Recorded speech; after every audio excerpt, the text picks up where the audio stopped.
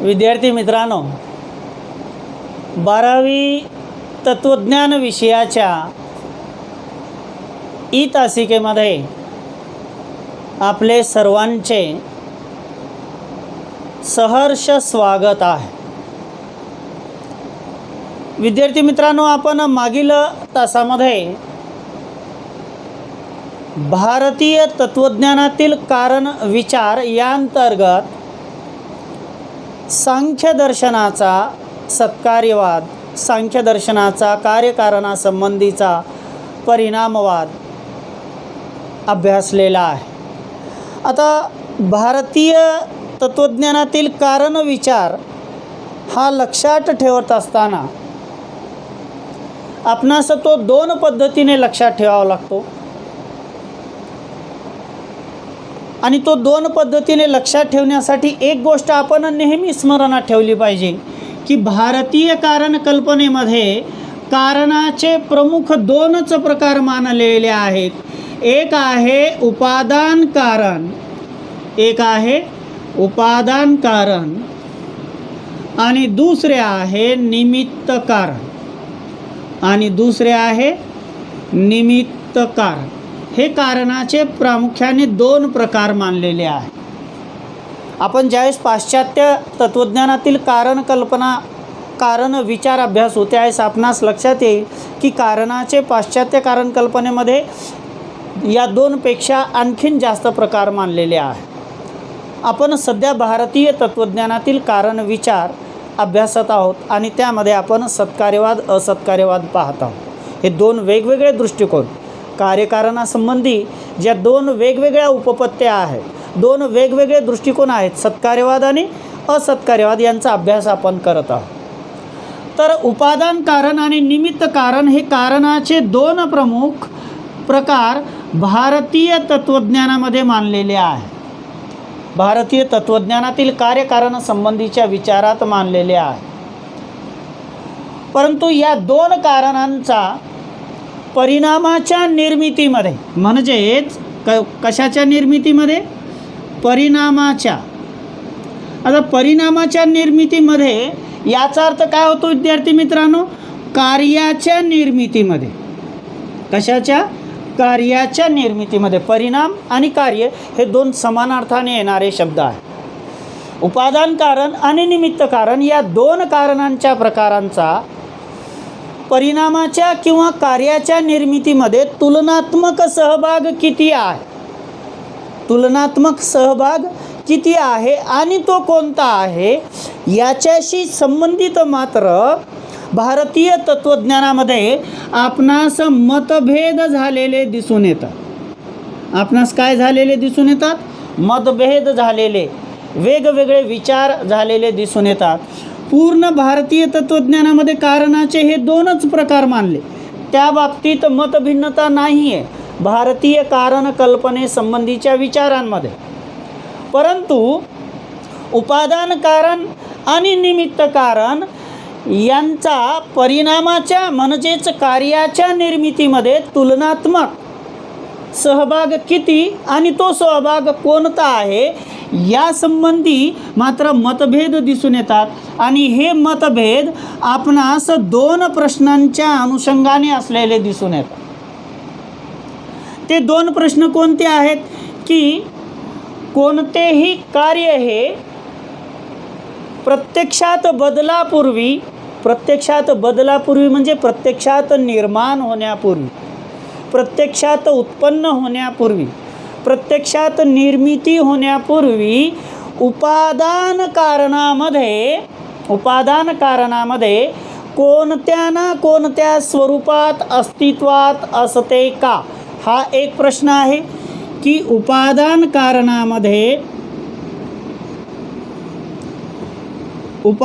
कारणामध्ये कार्य हे प्रत्यक्षात बदलापूर्वी, प्रत्यक्षात निर्मितीपूर्वी, प्रत्यक्षात उत्पत्तीपूर्वी कोणत्या ना कोणत्या स्वरूपात अस्तित्वात असते का, हा एक प्रश्न.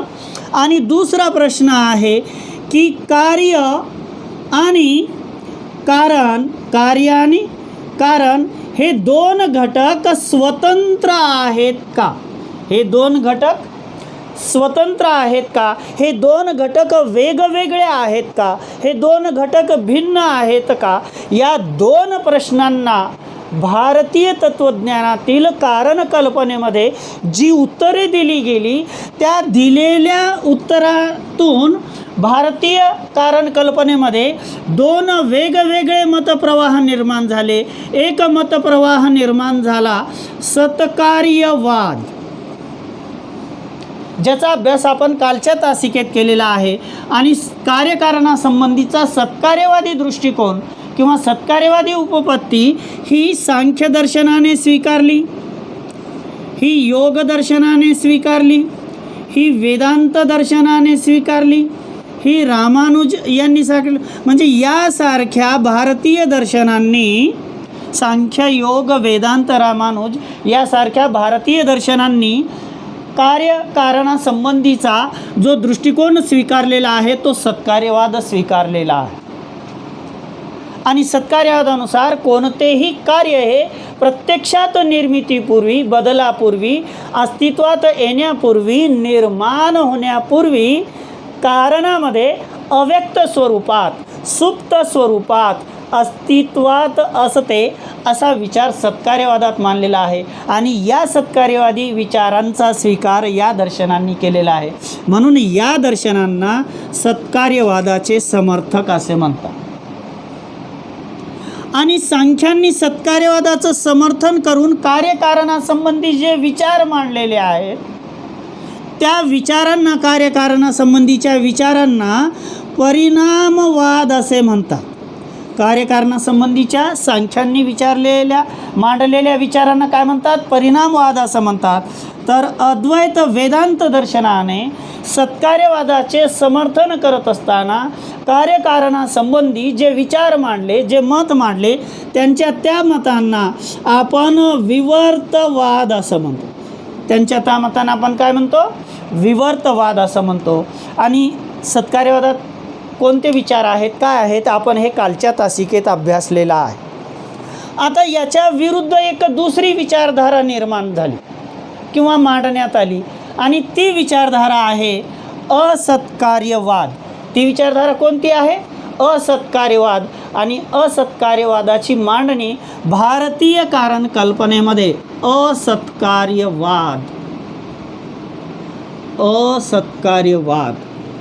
आता या असत्कार्यवादाचं समर्थन भारतीय दर्शनांमध्ये, जसं सत्कार्यवादाचं समर्थन भारतीय दर्शनांमध्ये सांख्य, योग दर्शन, वेदांत दर्शन, रामानुज यांनी केलेलं आहे, तसं असत्कार्यवादी विचारांचं समर्थन किंवा असत्कार्यवादी कार्यकारण संकल्पनेचं समर्थन न्याय दर्शनाने केलेलं आहे, बौद्ध दर्शनाने केलेलं आहे.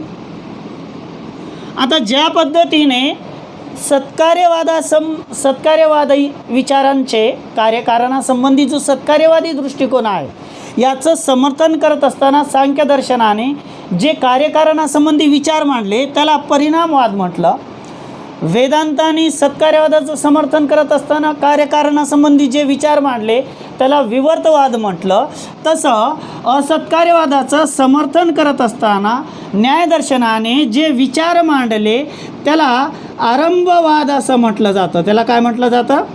आरंभवाद असं म्हटलं जातं. आणि असत्कार्यवादाचं समर्थन करत असताना बौद्ध दर्शनाने जे विचार मांडलेले आहेत त्याला संघातवाद असं म्हटलं जातं. त्याला काय म्हटलं जातं? संघातवाद म्हटलं जातं. ही एक प्राथमिक माहिती आपल्या आजच्या तासिकेला सुरुवात करण्यापूर्वी आपणास देणे आवश्यक होतं. तर आपण आजच्या तासिकेमध्ये आपल्या लक्षात आलंच असेल की आपण सत्कार्यवाद कालच्या तासिकेत अभ्यासलेला आहे. भारतीय कारण कल्पनेतील एक विचार सत्कार्यवाद कालच्या तासिकेत अभ्यासलेला आहे. आजच्या तासिकेमध्ये आपणास दुसरा भारतीय कारण कल्पनेतील विचार, दुसरी उपपत्ती, दुसरा सिद्धांत असत्कार्यवाद याचा अभ्यास आपणास आजच्या तासिकेमध्ये करावयाचा आहे. आता असत्कार्यवादी विचार हे शीर्षकावरूनच आपल्या लक्षात येत असेल की सत्कार्यवादाच्या विरोधी असणारे विचार आहे. कार्यकारणासंबंधी, कारण विचारासंबंधी जे विचार मांडलेले आहेत ते विचार सत्कार्यवादाचे वेगळे आणि असत्कार्यवादाचे वेगळे, म्हणजे सत्कार्यवादाच्या विरुद्ध विचार कशात मांडलेले आहेत? असत्कार्यवादात मांडलेले आहेत. आता या ठिकाणी पहा विद्यार्थी मित्रांनो, तुम्हाला एक छोटंसं एक या ठिकाणी गणित पहा कसं आहे. आपण शब्दाचा विग्रह करू म्हणजे सत्कार्यवाद असत्कार्यवाद ही कल्पना आपणास पटकन स्पष्ट होईल. सत्कार्यवाद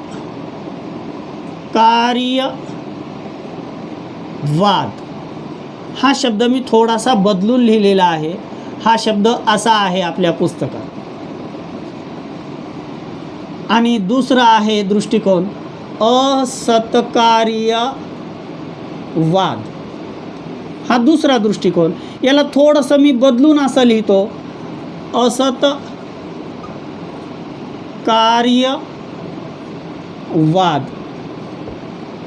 थोडंसं लक्ष द्या विद्यार्थी मित्रांनो या ठिकाणी की सत म्हणजे असणे, सत म्हणजे असणे. कार्य, कार्य हे प्रत्यक्ष निर्मितीपूर्वी अस्तित्वात असते. हा दृष्टिकोन म्हणजे कोणता दृष्टिकोन आहे? सत्कार्यवाद. आता असत, सतच्या विरुद्ध शब्द आहे असत. सतचा अर्थ जर असणे होत असेल तर असतचा अर्थ काय होईल विद्यार्थी मित्रांनो? अगदी बरोबर आहे, नसणे. काय नसणे? कार्य. कशात नसणे? कारणात नसणे. कशात नसणे? कारणात नसणे. म्हणजे कोणतेही कार्य हे प्रत्यक्ष निर्मितीपूर्वी कारणात अस्तित्वात नसते. म्हणजे काय असते? असत असते, असे असत्कार्यवादाचे मत आहे. म्हणजेच असत्कार्यवादी विचाराचे समर्थन करत असताना न्यायदर्शनकारांनी असं म्हटलेलं आहे की प्रत्यक्षात बदलापूर्वी, प्रत्यक्षात निर्मितीपूर्वी, प्रत्यक्षात अस्तित्वात येण्यापूर्वी कोणतेही कार्य हे कारणामध्ये अस्तित्वात नसते. कोणतेही कार्य हे कारणामध्ये अस्तित्वात नसते. म्हणजे ते काय असते? असत असते. असे असत्कार्यवादामध्ये न्यायदर्शनाने मांडलेलं मत आहे. कार्यकारणासंबंधी मत मांडत असताना बदलाच्या प्रक्रियेपूर्वी कार्य हे असत असते. बदलाच्या प्रक्रियेपूर्वी, निर्मितीपूर्वी, प्रत्यक्षात अस्तित्वात येण्यापूर्वी कोण? कार्य हे असत असते. म्हणजे ते कोणत्याही स्वरूपात अस्तित्वात नसते, तर कोणत्याही कार्याची सुरुवातही नव्याने होत असते. कोणतेही कार्य हे अगोदरपासूनच अस्तित्वामध्ये नसते. कोणत्याही कार्याचा कारणामध्ये अभाव असतो. कोणत्याही कार्याचा कशामध्ये अभाव असतो? कारणामध्ये अभाव असतो. म्हणजे कोणतेही कार्य कारणामध्ये अस्तित्वात नसते. अगोदरपासूनच कोणतेही कार्य कारणात राहत नाही, तर प्रत्येक कार्य हे बदलाच्या प्रक्रियेमध्ये, परिवर्तनाच्या प्रक्रियेमध्ये, निर्मितीच्या प्रक्रियेमध्ये नव्याने निर्माण होत असते. नव्याने म्हणजे अगोदर कोणत्याही स्वरूपात अस्तित्वात नसते, नव्याने निर्माण होत असते. या कार्यकारणसंबंधी विचारांना, या कार्यकारणासंबंधीच्या विचारांना आपण असत्कार्यवाद असं म्हणतो. बदलाच्या प्रक्रियेपूर्वी कोणतेही कार्य हे उपादान कारणात कोणत्याही स्वरूपात अस्तित्वात नसते. म्हणजे कसे असते? असत असते. या कार्यकारणासंबंधीच्या विचारांना आपण काय म्हणतो? असत्कार्यवाद असं म्हणतो. आपण काय म्हणतो? असत्कार्यवाद असं म्हणतो. आता न्यायदर्शनामध्ये असत्कार्यवादाचे समर्थन करत असताना ज्या पद्धतीने सांख्य दर्शनामध्ये सत्कार्यवादाचे समर्थन करत असताना प्रभावी युक्तिवाद केलेले आहे आणि प्रभावी युक्तिवादांच्या माध्यमातून सत्कार्यवादी विचार योग्य आहेत, कार्यकारणासंबंधीचा सत्कार्यवादी दृष्टिकोन हाच योग्य आहे हे सांगण्याचा प्रयत्न अनेक प्रभावी युक्तिवादाच्या माध्यमातून सांख्यदर्शनाने ज्या पद्धतीने केलेला आहे तो आपण मागच्या तासात अभ्यासलेला आहे. अगदी त्याच पद्धतीने असत्कार्यवादाचे समर्थन न्यायदर्शनाने करत असताना अनेक प्रभावी युक्तिवाद केलेले आहे आणि त्या प्रभावी युक्तिवादांच्या माध्यमातून असत्कार्यवादाचे समर्थन केलेले आहे.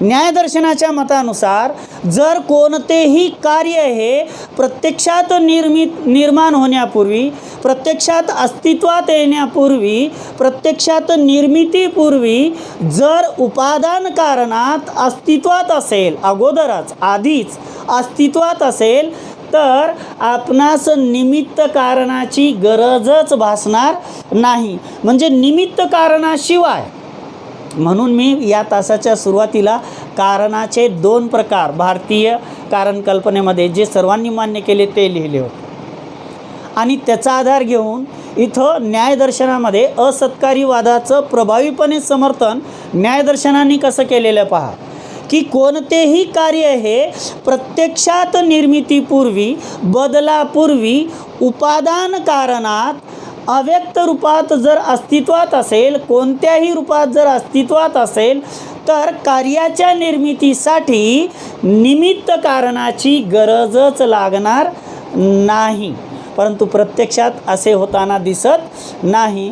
म्हणून कोणत्याही कार्याला खराखुरा आरंभ नसतो असतो. कोणतेही कार्य हे नव्याने निर्माण होत असते. ते कोणत्याही स्वरूपात, कारणात, निर्मितीपूर्वी अव्यक्त स्वरूपात अस्तित्वात नसते. कोणत्याही स्वरूपात अस्तित्वात नसते असं न्यायदर्शनाचे मत आहे. आपण थोडंसं सांख्यांचंच उदाहरण या ठिकाणी घेऊया.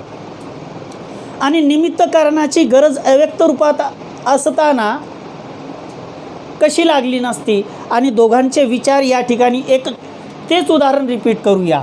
दूध, बरोबर आहे, विरजन आणि दही. दूध, विरजन आणि दही. दूध हे आपलं उपादान कारण आहे. उपादान कारण आहे. आपण काल संख्यांचे विचार पाहत असताना अभ्यासलं होतं की उपादान कारणामध्ये कार्यनिर्मितीची क्षमता असते. म्हणूनच उपादान कारणात अव्यक्त रूपात असणारे कार्य निर्माण होते. आज आपण काय अभ्यासत आहोत की कार्य हे अव्यक्त रूपात उपादान कारणात अस्तित्वात नसते, तर कार्य हे नव्याने निर्माण होते. आणि जर कार्य हे उपादान कारणात अव्यक्त रूपात अस्तित्वात असेल तर आपणास निमित्त कारणाची गरज लागणार नाही. परंतु आपण सुरुवातीला पाहिलं की भारतीय कारण कल्पनेमध्ये कार्याच्या निर्मितीसाठी 2 कारण घटक आवश्यक मानलेले आहेत, उपादान कारण आणि निमित्त कारण. म्हणजे अशा पद्धतीने न्यायदर्शनामध्ये असत्कार्यवादाचं प्रभावीपणे समर्थन केलेलं आपणास दिसून येईल. दूध उपादान कारण आहे विद्यार्थी मित्रांनो. दही हे कार्य आहे. याचं निमित्त कारण काय आहे? निमित्त कारण आहे. आता काय म्हणतात पहा न्यायदर्शन. न्यायदर्शनांनी असत्कार्यवादाचं प्रभावीपणे समर्थन कसं केलेलं आहे की दुधामध्ये म्हणजेच उपादान कारणामध्ये जर दही हे कार्य अव्यक्त रूपात असेल, सुप्त स्वरूपात असेल, तर आपणास निमित्त कारणाची म्हणजे विरजनाची गरजच पडू नये. दुधापासूनच दही हे कार्य निर्माण व्हायला पाहिजे, पण तसे होताना दिसत नाही. दुधातून निमित्त कारणाशिवाय, निमित्त कारण घटकाशिवाय म्हणजे विरजनाशिवाय कार्याची निर्मिती होत नाही. याचा अर्थ कोणतेही कार्य हे कोणत्याही स्वरूपात उपादान कारणात प्रत्यक्ष निर्माण होण्यापूर्वी, उत्पत्ती होण्यापूर्वी, अस्तित्वात येण्यापूर्वी कोणत्याही स्वरूपात अस्तित्वामध्ये नसते, असे असत्कार्यवादी विचारवंतांचे मत आहे. जर असतं की कार्य हे उपादान कारणात जर अस्तित्वात असेल तर कशापासूनही कोणत्याही गोष्टीची निर्मिती झाली असती, कशापासूनही कोणत्याही गोष्टीची निर्मिती आपोआप झाली असती. म्हणजे या ठिकाणी विरजनाशिवाय म्हणजेच निमित्त कारणाशिवाय दुधातून दह्याची निर्मिती व्हायला पाहिजे. जर दुधामध्ये दही हे उपादान कारण अव्यक्त असेल, कसे असेल, अव्यक्त असेल, सुप्त असेल, तर दुधातून दही आपोआप निर्माण व्हायला पाहिजे, निमित्त कारणाची गरज पडता कामा नये. पण निमित्त कारणाशिवाय उपादान कारणातून कार्य निर्माण होत नाही. याचा अर्थ कोणतेही कार्य हे नव्याने सुरुवात होते, नव्याने निर्माण होत असते, नव्याने अस्तित्वात येत असते, असे असत्कार्यवादाचे मत आहे. आणखीन एक दुसरं उदाहरण घेऊया, दूध, विरजन, दही यासारखंच. आपण याला इथं या ठिकाणी घेऊया दुसरं उदाहरण. अगदी अशाच पद्धतीनं थोडेसे शब्द बदलतील पहा विद्यार्थी मित्रांनो. दूध, विरजन आणि दही याच्याऐवजी आपण घेऊया माती, कुंभार आणि माठ. तेच आहे, माती उपादान कारण आहे. जर मातीमध्ये माठ हे कार्य, मातीमध्ये माठ हे कार्य अव्यक्त रूपात असेल, सुप्त रूपात असेल, तर निमित्त कारण म्हणजे कुंभाराची आवश्यकता भासू नाही. निमित्त कारणाशिवाय त्या उपादान कारणातून अव्यक्त असलेले, सुप्त असलेले कार्य आपोआप निर्माण व्हायला पाहिजे, पण तसे होत नाही. निमित्त कारण असेल तरच कार्याची निर्मिती होते.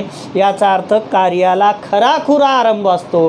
कोणतेही कार्य हे नव्याने निर्माण होत असते, अस्तित्वात येत असते, असे असत्कार्यवादामध्ये न्यायदर्शनाने कार्यकारणासंबंधी विचार मांडलेले आहेत.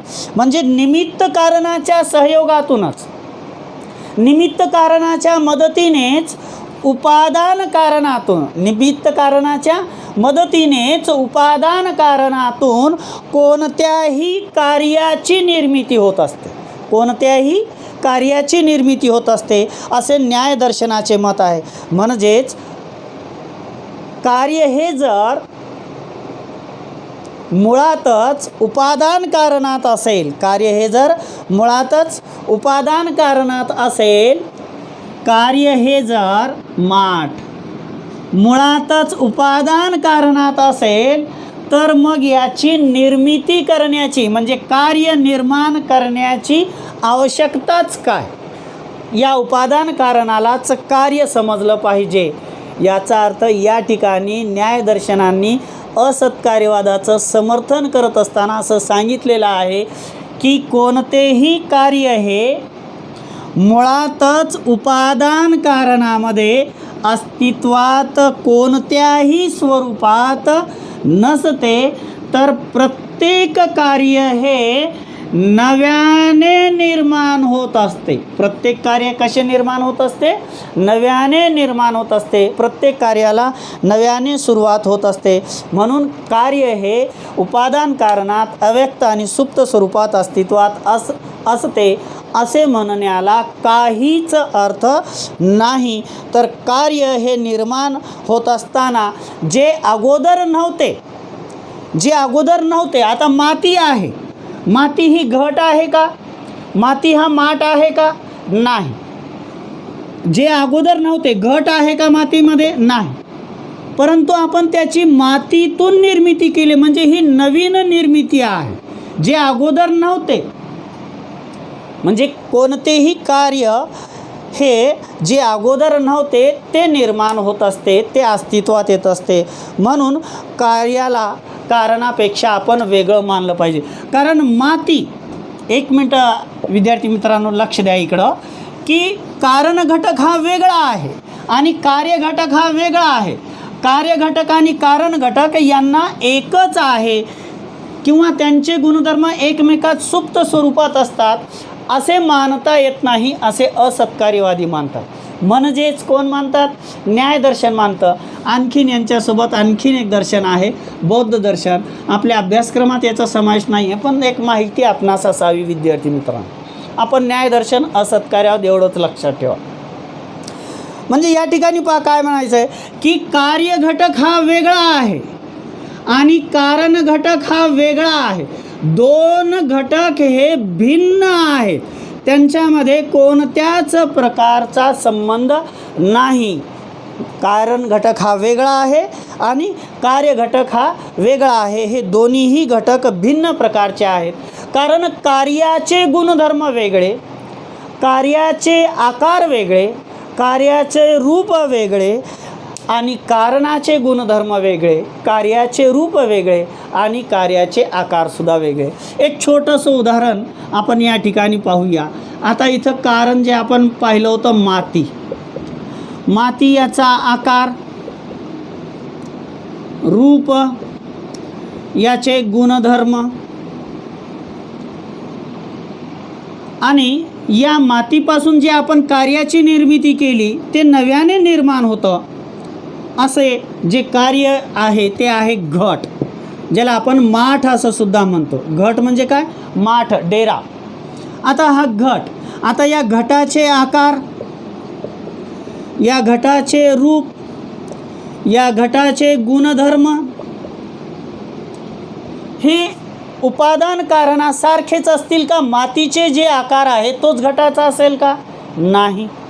मातीचे जे रूप आहे तेच घटाचे रूप असेल का? स्पष्ट उत्तर आहे नाही. माती या कारणाचे जे गुणधर्म आहेत तेच गुणधर्म घट या कार्याचे असतील का? स्पष्ट उत्तर आहे नाही. याचा काय अर्थ व्हायला विद्यार्थी मित्रांनो या ठिकाणी की कार्य घटक हा पूर्णपणे कारण घटकापासून वेगळा आहे, भिन्न आहे. कारण घटक हा वेगळा आहे आणि कार्य घटक हा वेगळा आहे. जर कार्य घटक आणि कारण घटक हे दोन्हीही एकच असते तर आपणास कार्य निर्माण करण्याची आवश्यकताच भासली नसते. आपण कालचं एक उदाहरण पाहिलं होतं, जे आपल्या सर्वांचा आवडीचा खेळ आहे क्रिकेट. त्यात एक गोष्ट लागते, बॅट. आता बॅट ही कशापासून निर्माण होते? लाकडापासून. बॅट कशापासून निर्माण केली जाते? लाकडापासून. आता लाकूड आणि बॅट, आता जरी बॅट ही गोष्ट लाकडापासून निर्माण होत असली तरी लाकूड म्हणजे बॅट होऊ शकत नाही. आपण एखाद्या चांगल्या बॅटकडे पाहून त्याच्या सहाय्याने व्यवस्थित चांगला उत्कृष्ट खेळ करू शकतो, परंतु एखादं लाकूड घेऊन आपण क्रिकेट हा खेळ उत्कृष्टपणे खेळू शकत नाही. म्हणजे कारण घटक हा वेगळा आहे. बॅट निर्मितीचं कारण काय? लाकूड. कारण घटक हा वेगळा आहे आणि कार्य घटक हा वेगळा आहे. हे दोन घटक भिन्न आहेत, वेगवेगळे आहेत. म्हणून कोणतेही कार्य हे कारणामध्ये अव्यक्त नसते, त्याच्यात सुप्त स्वरूपात ते दिसून येत नाही. तर प्रत्येक कार्य हे नव्याने निर्माण होत असते, त्याला नव्याने सुरुवात होत असते. असे असत्कार्यवादामध्ये कार्यकारणासंबंधी मत न्यायदर्शनकारांनी मांडलेले आपणास दिसून येईल. सांख्यदर्शनाप्रमाणे असे अनेक प्रभावी युक्तिवाद असत्कार्यवादाचं समर्थन करत असताना न्यायदर्शनांनी केलेलं आपणास दिसून येईल की एकाच प्रकारच्या उपादान कारणापासून आणखीन प्रभावीपणे समर्थन कसं केलेलं पहा. एकाच प्रकारच्या उपादान कारणापासून आपण इथं घेऊया लाकूड. हे उपादान कारण आहे, लाकूड उपादान कारण आहे. याच्यापासून आपण एका कार्याची निर्मिती केली होती विद्यार्थी मित्रांनो, ती आहे बॅट, बरोबर. आता न्यायदर्शनाने असत्कार्यवादाचं समर्थन करत असताना प्रभावीपणे असत्कार्यवादी विचारांचं, कार्यकारणासंबंधी असत्कार्यवादी विचारांचं म्हणजेच समर्थन कसं केलेलं पहा की एकाच प्रकारच्या उपादान कारणातून आपणास अनेक प्रकारच्या कार्यांची निर्मिती करता येते. लाकडापासून फक्त बॅट निर्माण होईल का?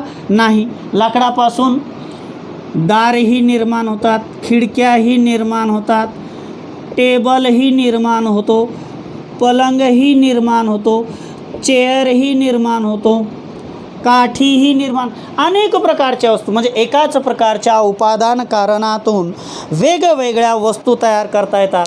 आणि या एकाच प्रकारच्या वस्तूपासून, एकाच प्रकारच्या उपादान कारणापासून ज्या वेगवेगळ्या वस्तू तयार केल्या जातात त्या वेगवेगळ्या वस्तूंचे गुणधर्म, त्या वेगवेगळ्या वस्तूंचे गुणधर्म, त्या वेगवेगळ्या वस्तूंचे रूप, रंग, त्या वेगवेगळ्या वस्तूंचे आकार हे वेगवेगळे असतात। बॅटचा आकार, गुणधर्म, रूप दारासारखा नाही, दाराचा खिडक्यासारखा नाही, खिडकीचा टेबलासारखा नाही, टेबलाचा पलंगासारखा नाही, चेअरचा, अशा जे काही वस्तू आपण लाकडापासून तयार करत असतो त्या सर्व वस्तूंचे गुणधर्म, रंगरूप, त्यांचे प्रयोजन म्हणजे हेतू, बॅटचा हेतू खेळणे, दार सुरक्षितता, याच्यासाठी आपण घराला दार, म्हणजे एकाच प्रकारच्या उपादान कारणातून वेगवेगळ्या प्रकारच्या कार्याची निर्मिती करता येऊ शकते। म्हणून त्या उपादान कारणात ते एकच कारण अव्यक्त सुप्त स्वरूपात होते असे म्हणता येत नाही। याचा अर्थ असत्कार्यवादाचं न्यायदर्शनकारांनी समर्थन करत असताना असं मानलेलं आहे की प्रत्येक कार्य हे कसे होत असते, नव्याने सुरुवात होत असते। म्हणजे एकाच प्रकारच्या उपादान कारणातून अनेक प्रकारच्या कार्यांची निर्मिती करता येते आणि त्या अनेक कार्यांचे रूपरंग, गुणधर्म किंवा आकार हे वेगवेगळे असतात। जरी ते एकाच उपादान कारणातून निर्माण होत असले तरी या सगळ्यांची रूपरंग, गुणधर्म हे मात्र कसे असतात, वेगवेगळे असतात, असं न्यायदर्शनाने असत्कार्यवादामध्ये मांडलेले मत आहे। याचा अर्थ की कोणतेही कार्य हे निर्मितीच्या प्रक्रियेमध्ये त्याच्या अस्तित्वाला खरीखुरी सुरुवात होत असते। कोणत्याही कार्याला निर्मितीच्या प्रक्रियेमध्ये खरीखुरी सुरुवात होत असते। म्हणजे कोणतेही कार्य हे नव्याने निर्माण होत असते। म्हणजे कार्याच्या निर्मितीच्या प्रक्रियेमध्ये कार्याच्या अस्तित्वाची, निर्मितीच्या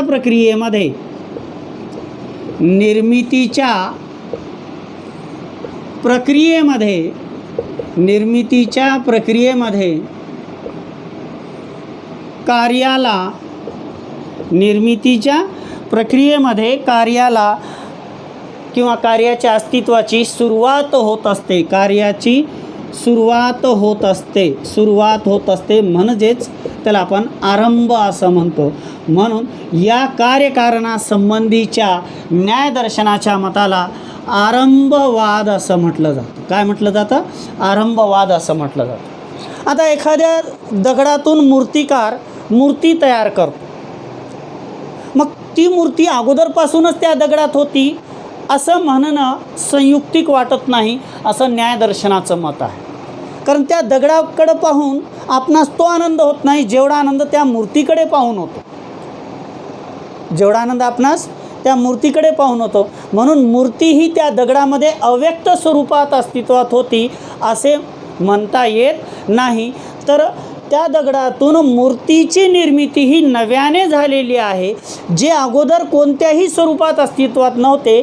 अशी मूर्ती त्या मूर्तिकाराने म्हणजे निमित्त कारणाच्या मदतीने उपादान कारणातून कार्याची नव्याने निर्मिती होत असते, असे न्यायदर्शनांनी असत्कार्यवादात मांडलेले मत आहे।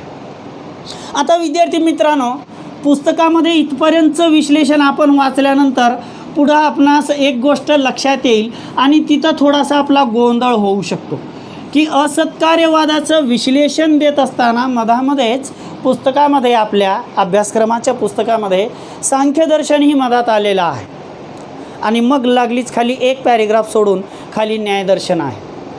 तर त्याचा अर्थ या ठिकाणी तिथं येण्याचं कारण असं आहे की सत्कार्यवाद आणि असत्कार्यवाद आपण दोन हे वेगवेगळे विचार पाहिले। एक विचार पाहिला आपण सत्कार्यवाद आणि दुसरा विचार अभ्यासला आपण असत्कार्यवाद.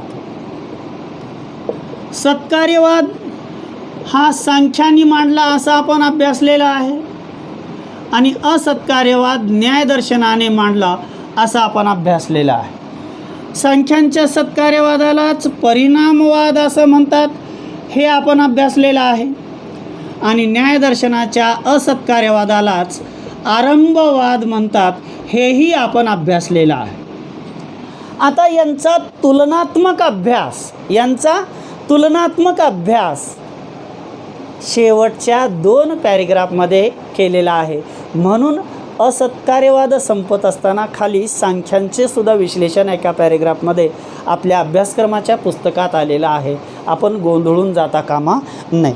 तर आता विद्यार्थी मित्रांनो, आता आपण सत्कार्यवाद आणि असत्कार्यवाद या भारतीय कार्यकारण संकल्पने जे 2 कार्यकारण संकल्पनेसंबंधी जे 2 वेगवेगळे परस्पर विरुद्ध अशा ज्या विचारधारा आहेत यांची तुलना करत असताना आपणास एक गोष्ट अशी लक्षात येईल की सांख्यांचा सत्कार्यवाद हा त्यांच्या सत्तामीमांसेचा एक महत्त्वाचा भाग आहे.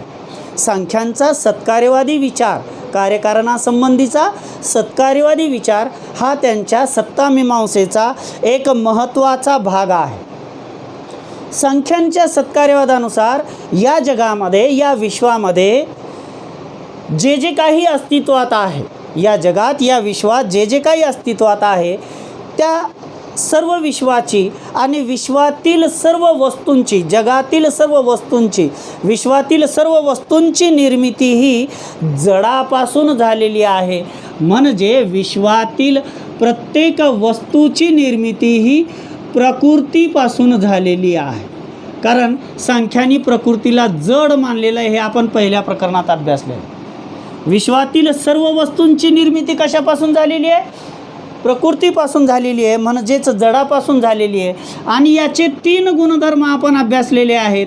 सत्व, रज आणि तम हे 3 गुणधर्म विश्वातील प्रत्येक वस्तूमध्ये कमी अधिक प्रमाणामध्ये असतात. आता जर विश्वात निर्माण होणाऱ्या प्रत्येक जड वस्तूमध्ये सत्व, रज, तम हे 3 गुण कमी अधिक प्रमाणात असतीलच, याचा अर्थ काय होतो की याचा अर्थ की विश्वामध्ये हे घटक मुळातच अस्तित्वात असतात. विश्वामध्ये हे घटक मुळातच अस्तित्वात असतात. कारण जर हे घटक मुळातच प्रकृतीमध्ये अस्तित्वात नसते तर त्यांच्यामध्ये आपणास हे विश्वातील प्रत्येक वस्तूमध्ये आपणास हे गुण कमी अधिक प्रमाणात दिसून आले नसते. सांख्य काय म्हणतात पहा विद्यार्थी मित्रांनो, की विश्वातील प्रत्येक वस्तू ही प्रकृतीपासून म्हणजे जडापासून निर्माण झालेली आहे. जडापासून विश्वातील प्रत्येक वस्तू अस्तित्वात आलेली आहे. आणि ती वस्तू अस्तित्वात येत असताना प्रकृतीचे जे 3 गुण आहेत, प्रकृतीचे जे 3 गुण आहेत, सत्वगुण, रजगुण आणि तमगुण, हे 3 प्रकृतीचे गुण विश्वातील प्रत्येक जड वस्तूमध्ये कमी अधिक प्रमाणामध्ये अस्तित्वात असलेले दिसून येतात. याचा अर्थ असा होतो, असे सांख्यदर्शन म्हणतात पहा, याचा अर्थ असा होतो की प्रकृतीमध्ये हे 3 गुण मुळातच अस्तित्वात असतात. या विश्वातील प्रत्येक वस्तूमध्ये या 3 गुणांचं मिश्रण आपणास कमी अधिक प्रमाणात असलेलं दिसून येतं. म्हणून प्रकृतीपासून विश्वातील सर्व प्रकारच्या जड वस्तू निर्माण होतात. म्हणून प्रकृती हे या जगाचे आद्य कारण आहे. प्रकृती हे या जगाचे आद्य कारण आहे, म्हणजेच उपादान कारण आहे, म्हणजेच द्रव्य कारण आहे. आणि या सर्वांमध्ये गती निर्माण करणारे जे तत्व आहे ते पुरुष हे तत्व म्हणजे निमित्त कारण आहे. पुरुष हे तत्व म्हणजे कोणते आहे? निमित्त कारण आहे, असे सांख्य दर्शनाचे मत आहे. आता सांख्य दर्शनाचं हे मत पाहिल्यानंतर तुलना करत आहोत आपण की सत्कार्यवादी विचार आणि असत्कार्यवादी विचार, यात आपण सांख्यदर्शनाचे कार्यकारणासंबंधीचे विचार आपण पाहिले. आता न्यायदर्शनाच्या असत्कार्यवादी विचारांचे आपण या विचारांसोबत तुलना करत अभ्यासायची आहे की न्यायदर्शनाच्या सत्तामीमांसेनुसार विश्वातल्या बहुतांश वस्तू या जवळपास सर्व वस्तू या विभाज्य स्वरूपाच्या असतात. विभाज्य स्वरूपाचे असतात याचा अर्थ काय होतो विद्यार्थी मित्रांनो, की विश्वातील सर्व वस्तूंचं विभाजन करता येतं. त्यांचे वेगवेगळ्या घटकांमध्ये वेगवेगळे छोटे छोटे सूक्ष्म घटक करता येतात आणि विश्वातील प्रत्येक वस्तू या अशा सूक्ष्म जड कणांपासून, विश्वातील सर्व प्रकारच्या वस्तू या अशा सूक्ष्म कणांपासून, अशा सूक्ष्म कणांच्या जडांपासून विश्वातील प्रत्येक वस्तूंची निर्मिती झालेली आहे. म्हणजेच जड द्रव्यापासून विश्वातील प्रत्येक वस्तूची निर्मिती झालेली आहे. आणि या जड द्रव्यांमध्ये असंख्य असे अणू असतात. या जड द्रव्यामध्ये असंख्य असे अणू असतात आणि त्यापासूनच या विश्वाची निर्मिती झालेली आहे. आता या ठिकाणी या जड द्रव्यापासून विश्वातील अनेक वस्तूंची जरी निर्मिती होत असली तरी वस्तूंच्या निर्मितीसाठी ही जड द्रव्य पुरेशी नसतात. वस्तूंच्या निर्मितीसाठी ही जड द्रव्य पुरेशी नसतात. तर विश्वात असणारी ही जी व्यवस्था आहे, या ज्या वेगवेगळ्या प्रकारच्या सर्व वस्तू आहेत यांची पूर्णपणे जाणीव ठेवणारे एक तत्त्व असले पाहिजे. आणि ते तत्त्व म्हणजे कोणते तत्त्व आहे? ईश्वर हे तत्त्व आहे. ते तत्त्व म्हणजे कोणते तत्त्व आहे? ईश्वर हे तत्त्व आहे. आणि ईश्वर हे निमित्त कारण आहे. आपण संख्यांचं जसं विश्लेषण केलं होतं तसं ईश्वर हे निमित्त कारण आहे. तर जड द्रव्य हे उपादान कारण आहे. तर थोडक्यात जर सांगायचं असेल तर ईश्वर हे निमित्त कारण आहे. आणि ईश्वर या बुद्धितत्वाशिवाय केवळ अणूंपासून, केवळ जडांपासून विश्वाची आणि विश्वातील वेगवेगळ्या वस्तूंची निर्मिती होणे शक्य नाही. म्हणजे निमित्त कारणाशिवाय जे ईश्वर मानलेलं आहे न्यायदर्शनामध्ये, निमित्त कारणाशिवाय उपादान कारणातून म्हणजे जडापासून, अणूंपासून विश्व आणि विश्वातील वस्तूंची निर्मिती होऊ शकत नाही. याचा अर्थ असा की ईश्वराच्या बुद्धितत्वाखेरीज केवळ अणूंपासून जगाची निर्मिती होऊ शकत नाही, असे न्यायदर्शनाचे असत्कार्यवादामध्ये असणारे मत आहे. आता विद्यार्थी मित्रांनो, शेवटी या तासामध्ये एक गोष्ट, हे दोन सिद्धांत, दोन उपपत्त्या, सत्कार्यवाद आणि असत्कार्यवाद, भारतीय तत्त्वज्ञानातील कारण विचार अभ्यासल्यानंतर एक गोष्ट आपल्या लक्षात आली असेल की भारतीय तत्त्वज्ञानातील कारण विचार हा जो मांडलेला आहे तो कारण विचार कोणत्या उद्देशाने मांडला आणि का मांडला हे पाहत असताना एक गोष्ट लक्षात आली असेल की भारतीय कारण विचार हा या जगाला जाणून घेण्याच्या प्रयत्नातून, या विश्वाला जाणून घेण्याच्या प्रयत्नातून आणि स्वतःला म्हणजे मानवी जीवनाला स्वतःला जाणून घेण्याच्या प्रयत्नातून, जगाला जाणून घेण्याच्या प्रयत्नातून आणि मानवी जीवनाला म्हणजे स्वतःला जाणून घेण्याच्या प्रयत्नातून भारतीय कार्यकारण कल्पना, कारण विचार उदयास आलेला आपणास दिसून येतो. आणि या कारण कल्पनेच्या पाठीमागचा एकमेव उद्देश आहे की मानवी जीवनाचे जे सर्वोच्च ध्येय आहे ते सर्वोच्च ध्येय मानवाने प्राप्त केले पाहिजे आणि ते सर्वोच्च ध्येय आहे मोक्ष. विद्यार्थी मित्रांनो, आजच्या तासिकेमध्ये आपण जे अभ्यासलेलं आहे, जे पाहिलेलं आहे, त्याच्याविषयी जर आपली काही अडचण असेल, आपणास काही भाग जर समजला नसेल तर आपली अडचण, न समजलेला भाग, शब्द, वाक्य माझ्या यूट्यूब चॅनलच्या चॅटबॉक्समध्ये आपण पाठवा. आपल्या अडचणींचं नक्कीच मी समाधान करेन. पण जर हा व्हिडिओ पाहत असताना आपल्या मनामध्ये, हृदयामध्ये थोडंसं जरी वाटलं की मला हा भाग समजण्यासाठी हा व्हिडिओ मदत करतो आहे, तर माझ्या यूट्यूब चॅनलला आपण काय करावं, सबस्क्राईब करावं. आजच्या तासिकेसाठी सर्व विद्यार्थी मित्रांचे खूप खूप आभार. धन्यवाद.